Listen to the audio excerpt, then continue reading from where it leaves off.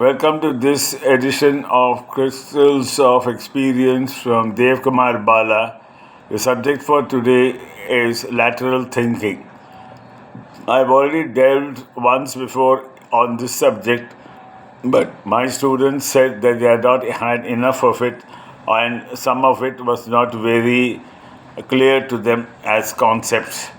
So that is why, to honor their request, I am continuing on the subject of Edward de Bono's famous lateral thinking. Lateral thinking is thinking out of the box, thinking in a manner which is not the usual way.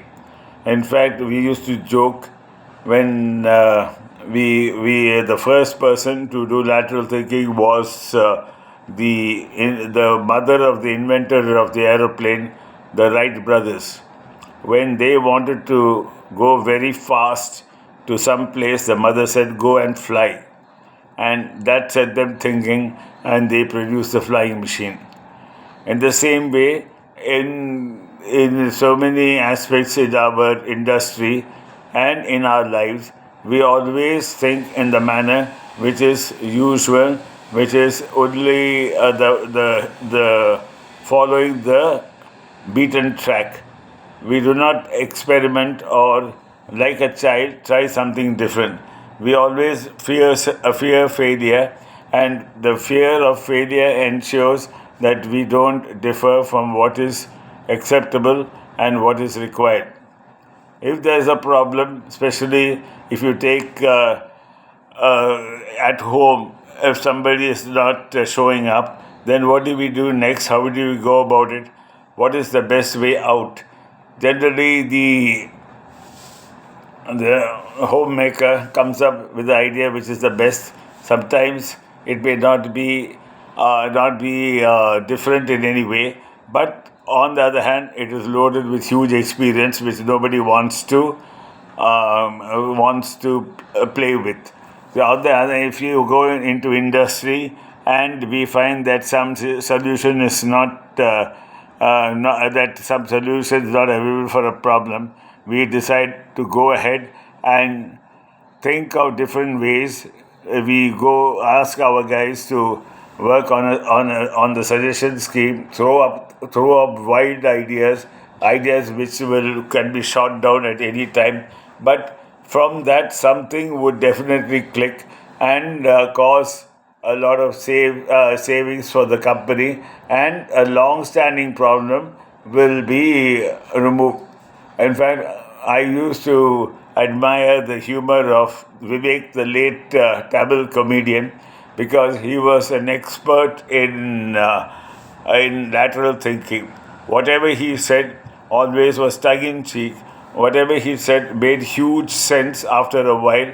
Whatever he said was the answer to a simple, straightforward question. But the way and the manner in which he took it, people would shoot him down, and he would come up with various vague and apparently unacceptable views on this topic. But what they didn't understand, that his thinking was far ahead of his times.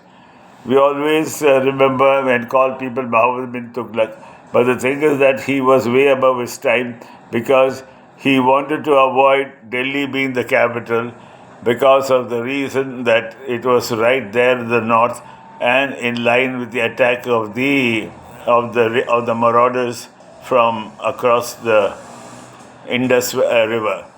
But he did not think laterally. He did not think of other options to cover himself, and that is why he landed in failure.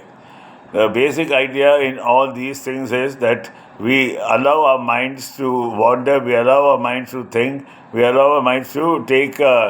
It's not that we have to do the ultimate answer immediately. The answer ultimately will come. We give time so that we do not lose, especially in a place of work or in a production problem where valuable time and money is lost. We don't ensure that, but we get people, good thinkers, people who are in the know, to work on various solutions to make things simple. You would remember the late and greatest president of India, Abdul Kalam Saab. He produced uh, uh, for the polio children that was less than 2 kg when the children had to 600 grams when the children had to walk with equipment which was 4 kg. So that is because he thought of it, and because he was using the material which was meant for the missiles and for the lunar aircrafts. He found that it had the greatest use for the growing children who did not have to live their lives with comfort, but were absolutely blessed by his brilliance and genius. So that is the way lateral thinking works, and we should really admire that and take a lead out of that. So good luck again to all of you.